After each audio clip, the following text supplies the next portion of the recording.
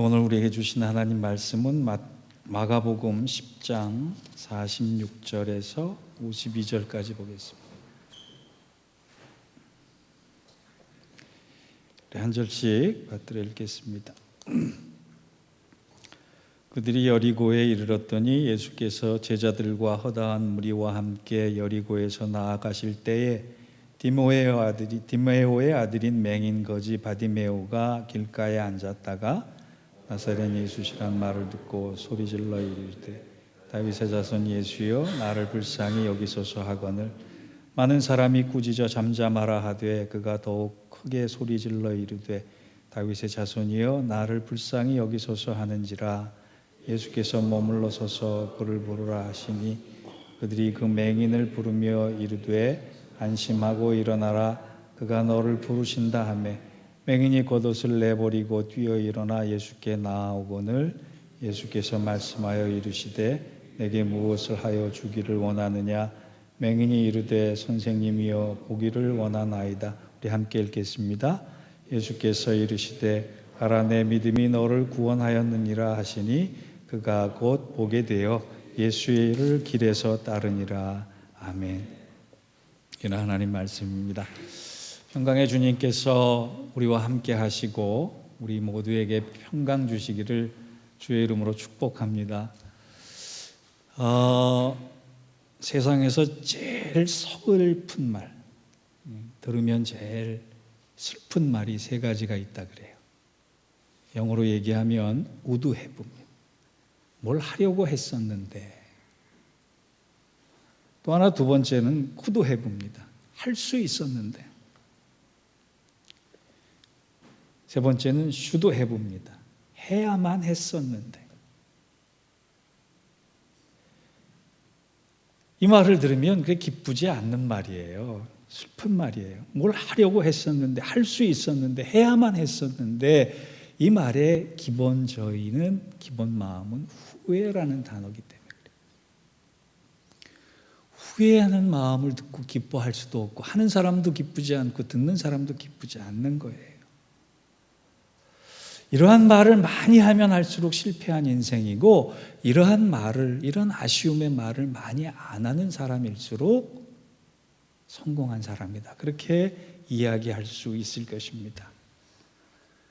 이 후회의 가장 큰 기준은 뭐냐 하면 기회를 놓치고 때를 놓치고 시간을 놓치면 이런 말을 할 수밖에 없는 거예요. 하나님께서 나에게 기회를 주시고 시간을 주시고 때를 주셨는데 그것을 놓치지 않았으면 이런 말 안 하는 사람 되는 거예요. 성공한 사람 되는 거예요. 승리하는 사람 되는 거예요. 하나님은 우리에게 많은 기회를 주십니다. 그런데 우리가 그 기회를 놓칠 때가 얼마나 많은지 몰라요. 우리가 잘 아는 에베소서 5장 16절에 세월을 아끼라 때가 악하니라. 이 말씀에 세월을 아끼라 이 말씀은요, 단순히 시간을 절약하며 살아라 그런 뜻이 아니에요. 하나님이 주신 기회를 놓치지 마라 이런 뜻이에요. 오늘 본문에 보면 하나님께서 주신 기회를 놓치지 않은 한 사람이 등장을 합니다. 그 사람을 성경은 누구라고 소개하느냐? 맹인, 거지, 바디메오 이렇게 소개해요. 제가 이 바디메오에 대해서 몇 차례 설교를 했던 기억이 있는데 이 사람을 한마디로 세상에서 가장 불행한 사람이다 이렇게 얘기할 수 있습니다. 맹인, 거지, 바디메오 이 단어에 그의 불행이 다 들어가 있어요. 맹인 그러면 앞을 볼 수 없는 사람이에요. 거지 그러면 가난한 정도가 아니라 빌어야지만 먹고 살 수 있는 사람. 더군다나 바디메오라고 하는 건 그 사람의 이름이 아닙니다. 디메오의 아들, 이름이 없다는 얘기예요. 세상에 이름 없는 사람은 어디 있겠습니까? 그런데 이 사람은 이름이 없어요. 불행한 가족사가 있다는 겁니다. 불행한 개인사가 있다는 겁니다.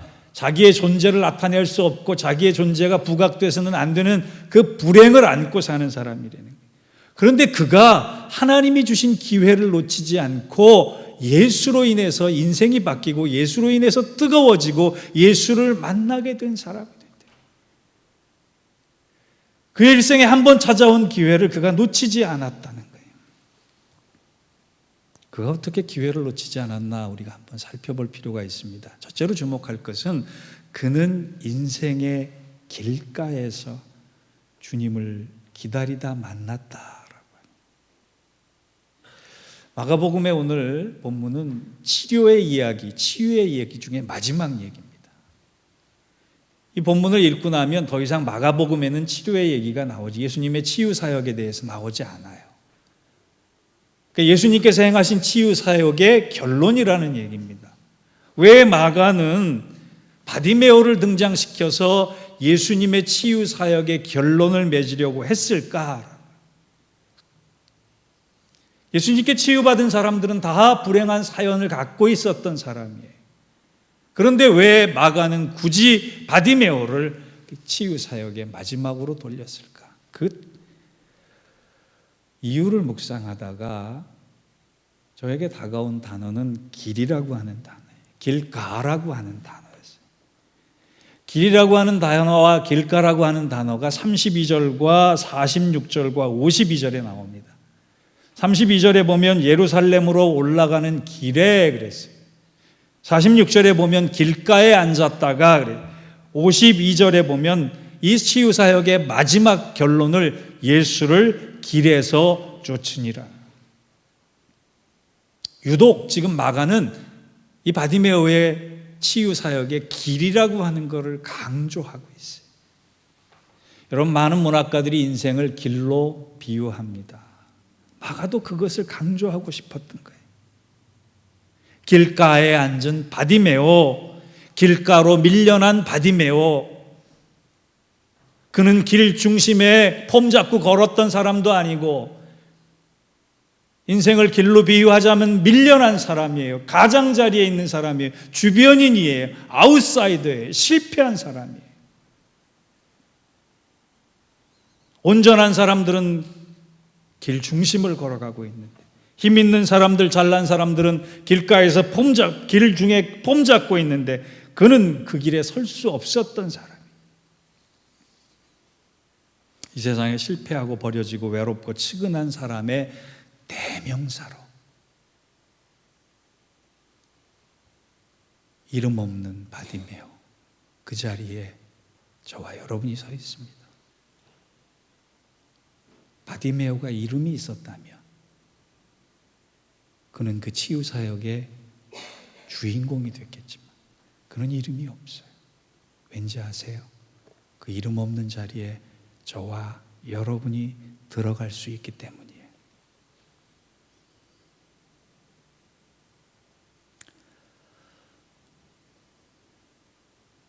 저도 그렇고 여러분도 그렇고 주변인이 길가에 밀려난 사람처럼 보여요. 우리 교회도 우리 가정도 우리 일터도 아메리칸 드림을 이룰 정도로 큰 교회도 아니고 큰 직장도 아니고 큰 일터도 아니에요. 그런데 바디메오는 이 비극적 상황에 대해서, 환경과 여건에 대해서 어떤 자세로 있었는가? 그는 그 길에서 다른 것이 아니라 예수를 기다리고 있었다. 그것을 증명합니다. 그들이 여리고에 이르렀더니 예수께서 제자들과 허다한 무리와 함께 여리고에서 나아가실 때에 디메오의 아들인 맹인거지 바디메오가 길가에 앉았다가 나사렛 예수시란 말을 듣고 소리질러 이르되 다윗의 자손 예수여 나를 불쌍히 여기소서 하거든. 인생에 버려진 길가에 앉았다가 그가 주님을 기다렸다는 증거가 예수시란 말을 듣고 곧바로 소리를 질렀다는 거예요. 즉각적 반응을 했다는 거예요. 즉각적 반응을 했다라고 하는 건 그동안 기대하고 고대하고 있었다라고 하는 거예요. 여러분, 우리가 인생의 길가에 밀려났을 때 가장 먼저 생각할 것은 낙심이 아니라 절망이 아니라 주님 만날 때이구나. 주님 만날 시간이구나. 그렇게 생각하시면 오늘 기적의 주인공이 우리도 될 수 있는 거예요. 그날이 오늘일 수도 있고, 그날이 내일일 수도 있고, 그날이 어제였을 수도 있어요. 제가 이미지 하나만 보여드릴게요. 저는 처음에 이 이미지를 접하고는요, 이게 무슨 뜻인가? 그래서 읽기를 OTL 이렇게 읽었어요. 근데 그게 아니더라고요. OTL 그럼 못 알아들어요, 사람들이. 이 이미지를 형상화한 원래의 그림이 뭐냐면 또 하나 보여주시겠어요? 사람이 엎드려서 통곡하고 있는 장면이에요. 이걸 이른바 뭐라 그러느냐, 표어로 좌절금지라 그러더라고요. 좌절하지 말아라. 좌절하지 말아라. 이 좌절금지, 이것을 요즘 한참 이모티콘 많이 보내잖아요. 핸드폰에 문자 많이 보내잖아요. 이 좌절금지, 누군가를 위로하고 힘주고 격려할 때 OTL 이렇게 보내면 그것이 바로 저 엎드려 있는 사람의 형상과 같다는 것을 알게 됐습니다. 사회의 큰 질병 중에 하나가 낙심이, 공동체의 큰 질병 하나가 절망이. 절망에 빠지면 본인만 절망에 빠지게 되는 게 아니라 절망의 회오리 바람이 불어요. 그러면 본인뿐만이 아니라 관계하고 있는 많은 사람들에게 그 피해의 바람이 불어가기 시작합니다. 이런 말이 있습니다. 성찰이 인격을 만들고 생계가 인성을 만든다. 평상시엔 몰라요. 어려워 보면 그 사람의 모습이 나타나요. 고난 중에 있으면 그 사람의 믿음이 나타나요. 굉장히 무서운 말이에요. 성찰이 인격을 만들고 생계가 인성을 만든다. 우리 먹을 것 없으면요, 사람들이 굉장히 예민해지고 포악해집니다. 소망이 안 보이면 그 사람의 원모습, 그 사람의 원믿음이 나타나요. 바디메오는 소망이 하나도 없을 때 그가 한 일은 예수님을 만나기를 기다렸다는 거예요. 그는 동전 몇 푼에 소망 두지 않았습니다. 사도행전에 나오는 깡통에 동전이 가득 차기를 기다리던 안진뱅이하고는 달라요.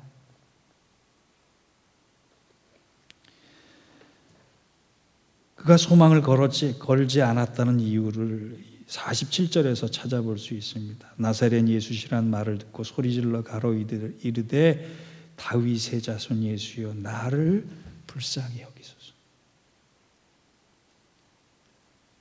내 상황이 불쌍하지 않습니다. 내 환경이 불쌍하지 않습니다. 내 시간이 불쌍하지 않습니다. 나를 불쌍히 여겨달라고. 주님이 그 대목에서 감동하셨던 것 같아요.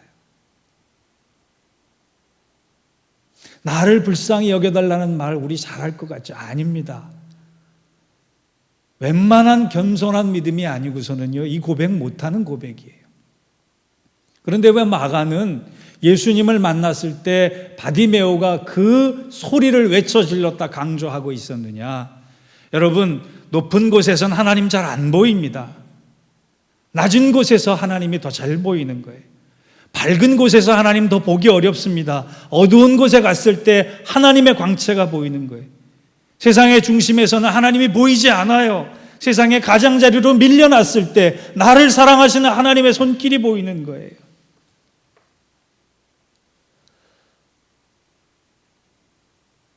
오늘 아침에 일어나서 무릎 꿇고 기도드리는데 제 첫 기도가 뭐였느냐 하면,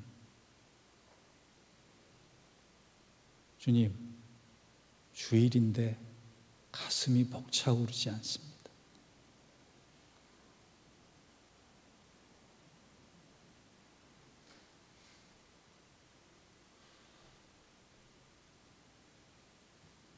그때 제게 주신 하나님의 감동이 설교 적용하라는 거예요.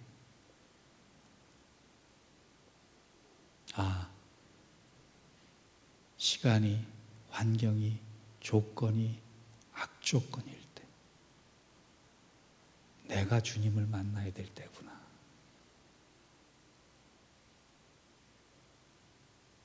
그래서 제가 적용하기로 했어요. 목사부터 주님 만나야겠다. 신앙의 중심이 우리는 늘 자기 자신에게 있습니다. 그런데 주님 터치 없이는, 주님 손길 없이는 살아갈 수 없음을 고백하는 그 자리, 주님의 그 만남을 기다리는 자리, 그 자리가 저와 여러분 그리고 우리 가정과 일터를, 그리고 우리 교회를 살려가실 수 있을 줄 믿습니다. 삶의 가장자리에 섰을 때, 길가로 밀려났을 때 주님을 만날 수 있는 우리 모두가 되기를 주의 이름으로 축원합니다. 그렇다면 어떻게 주님을 만나야 하느냐? 두 번째 이 본문의 교훈이 있어요. 전통적으로 교회에서는 주님을 만날 수 있는 계기를 4가지로 가르쳤어요. 그게 뭐냐? 말씀, 기도, 성찬, 교제.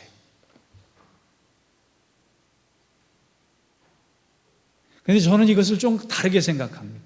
거꾸로 생각해 봤어요. 말씀도 속에서도 주님을 만나고, 기도 속에서도 주님을 만나고, 성찬 속에서도 주님을 만나고, 교제 속에서도 주님을 만나요. 그런데 저는 거기에 덧붙여서 우리는 다른 말로 주님을 만날 수 있는 길이 기도, 전도, 구도, 파도라고 생각을 해요. 기도, 전도, 구도, 파도. 전도란 하나님의 마음을 아는 사람이 행하는 행동입니다. 하나님 소원을 알면, 하나님 마음을 알면 전도할 수밖에 없어요. 구도란 인생의 진짜 답을 찾는 절실하고도 경건한 행동이에요. 우리 죽을 때까지 한 가지 변치 않는 것은 주님이 길이시다, 주님이 진리이시다, 주님이 답이시다, 이 길을 놓치지 않고 다른 데서 내가 답을 찾고 있지 않나 절실하게 살펴봐야 해요. 또 하나 주님을 만날 수 있는 게 파도예요. 파도. 도자로 끝나는 제가 문구를 만들어 봤어요. 파도 속에, 고난 속에서 우리는 주님 만날 수 있는 거예요. 그런데 이 전도나 구도나 파도 속에 주님을 만나는데 공통적으로 베이직이 되는 게 있어요. 그게 뭐냐? 기도예요. 본문에서 우리가 다시 주목할 단어 하나가 있는데 47절에 소리 질러고 48절에 더욱 크게 소리 질러라고 합니다.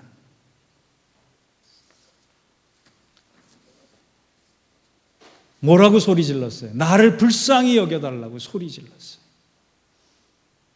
이것을 다른 말로 얘기하면 바디메오의 간절한 기도였어요.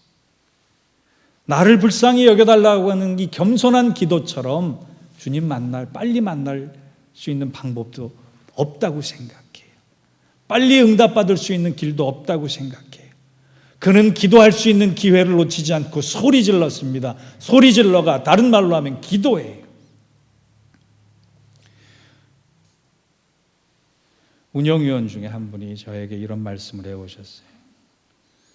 작년에 대표 기도를 못할 경우에 합심 기도나 목사님께서 대신 기도하셨는데 올해는 순서가 결정이 되면 운영위원들이 알아서 감당할 테니까 맡겨달라는 거예요.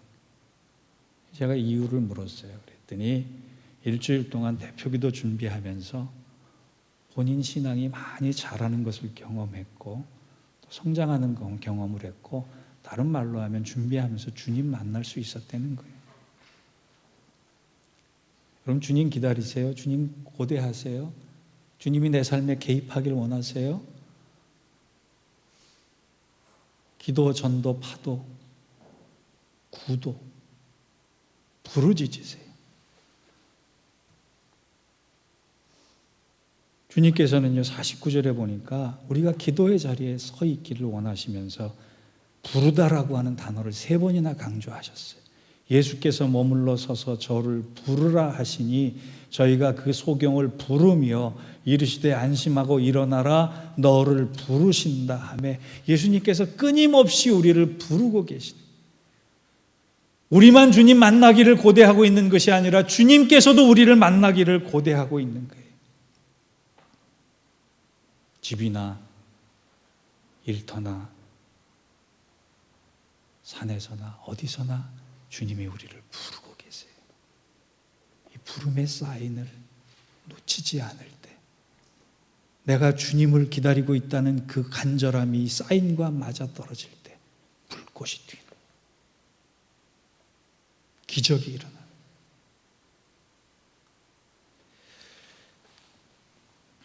여자들을 가슴 뛰게 만드는 남자의 5가지 말이 있대요. 오늘 집에 가셔서 한번 실천해 보세요. 여자들이 언제 가슴이 뛰느냐? 남자들이 이런 말 해줄 때 첫 번째가 뭐냐 하면 오늘도 예뻐. 오늘만 예뻐가 아니에요. 오늘도 예뻐. 이거예요. 두 번째, 보고 싶었어. 최준 목사님 집에 가서 오늘 실천해.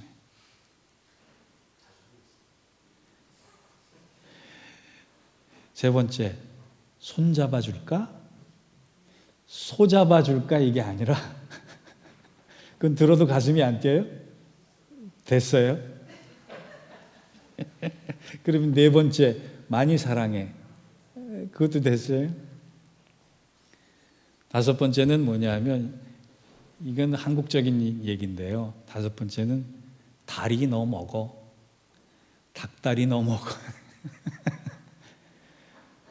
치킨 한 마리 시켜놓고 제일 맛있는 다리 너 먹어. 이럴 때가 여자의 가슴들이 뛴대요. 묻고자 한 얘기인데 우리 모두 가슴 뛰는 얘기, 말 한마디 주님의 음성 들을 수 있는 저와 여러분 되길 바랍니다. 우리 교회 집사님 중에 한 분이 제가 예전에 그 웰치 주스 얘기했더니 그것만 사신다고 그래요. 그래서 비슷한 얘기 하나 더 하고 말씀을 마칠까 합니다. 실제로 있었던 일인데요. 제재소에 다니는 어떤 직원이 어제까지 회사 일을 잘했는데 오늘 아침에 출근해 보니까 해고 통지를 받은 거예요. 책상 위에 당신은 오늘 당장 이 회사에 나올 필요가 없습니다. 졸지에 회사로부터 해고를 당했다 그래요.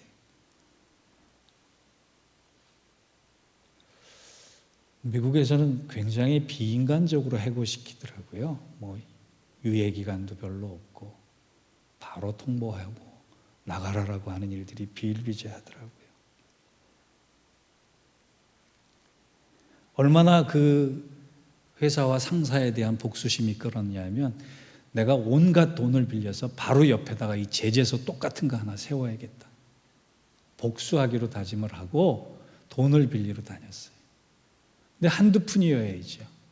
잘 안 됐던 모양입니다. 난 더 이상 쓸모없는 사람일지도 몰라라고 하는 자포자기의 심정으로 꾼 돈을 가지고 가출을 했어요. 가출해서 뭐 하겠어요? 기도원 갔겠어요? 가출한 사람들 기도원 잘 안 갑니다. 가출해서 카지노 가고 술집 가서 괴로움을 잊어버리려고. 어느덧 가진 돈 다 떨어지고 빈털터리가 돼서 집에 돌아왔는데 아내가 기다리고 있다가 맞아줘요. 아내에게 이런 말을 했다 그래요. 나 죽고 싶어. 다 해봤는데 아무 일도 일어나지도 않고 내가 다시 설 수 있는 기회는 없어진 것 같아. 그때 이 아내가 이 사람의 인생을 바꾸는 한마디를 합니다. 당신 다 해본 것 알아. 그런데 한 가지를 안 했어. 진지한 기도를 안 했어. 하나님 앞에 진지한 기도를 드려봤어? 라고 물어봤다는 거예요.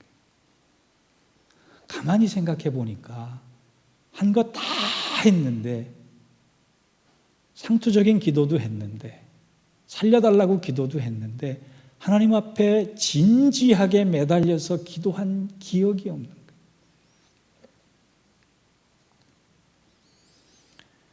마지막이라고 생각하고 그 사람이 진지한 기도를 시작을 합니다. 이 진지한 기도가 며칠 내에 자기의 속마음을 바꾸기 시작했습니다. 마음속에 복수의 마음이 사라지고 미움의 감정이 사라지고, 그 복수가 사라지고 미움이 사라진 자리에 새로운 아이디어들이 떠올랐어요. 하나님께서 평안을 주시고 지혜를 주셔서 그 아이디어가 사업이 되고, 사업을 하는 대로 안정을 찾아가기 시작했습니다. 그가 새로 시작한 일은 건축업이었는데요. 하나님 축복하셔서 가는 곳마다 인정받고 잘 됐어요. 그러다가 어느 날 버릇처럼 된 이 진지한 기도 속에 하나님께서 새로운 아이디어 하나를 주셨는데, 자기가 건축업을 위해서 여기 가서 머물고 저기 가서 머물고 해봤는데, 호텔이, 비싼 호텔은 너무 비싸고 좋은데 작은 호텔은 너무 열악하고 환경이 좋지 않고 분위기가 안 좋았다는 거예요. 중간에 호텔이 없었다는 거예요. 하나님 주신 마음이 깨끗하고 싸지만 누구나 이용할 수 있는 좋은 환경의 호텔을 지어라.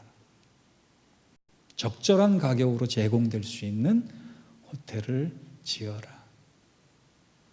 그래서 그가 진지한 기도 중에 응답받고 지은 호텔 이름이 캐먼스 윌슨이라고 하는 이 창업주에 의해 만들어진 할리데이입니다. 오늘부터 우리 교우들은 어디 가면 이제 여기만 머무는 거예요. 할리데이만. 실제로 묵어보니까 깨끗하고 저렴하고 환경이 좋아요. 그 호텔이 좋다, 잘 된다라고 하는 것이 중요한 것이 아니라 죽고 싶어라고 하는 말을 했던 그 일을 일으켜 세웠던 아내의 말은 뭐예요? 진지한 기도예요.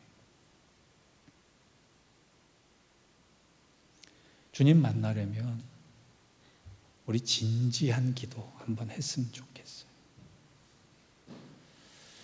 몇 시간씩 하는 게 진지한 기도가 아니라 진심을 담고 전심을 다해서 드리는 이 진지한 기도.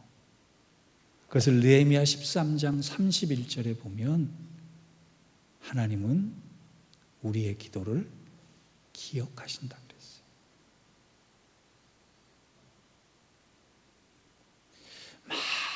많은 기도, 수만 명, 수십만 명이 드리는 기도, 그 기도를 하나님 다 기억하시기보단 가장 진지하게, 가장 절실하게 드리는 기도를 하나님 들어 응답하신다. 이 바디메오의 간절하고 진지한 소리 지름, 기도를 들으시고 주님께서 51절에 뭐라고 말씀하시느냐? 예수께서 말씀하여 이르시되 내게 무엇을 하여 주기를 원하느냐? 이 말 한마디에 바디메오의 인생이 뜨거워졌습니다. 바디메오의 인생이 달라졌습니다. 올 한 해 우리가 구원받는 사람이 날마다 더해지는 교회로 목표를 설정하고 열심을 내서 달려가야 할 때 우리가 가장 먼저 선결해야 할 두 가지 일. 주님을 인생의 길가에서 만나야 하고,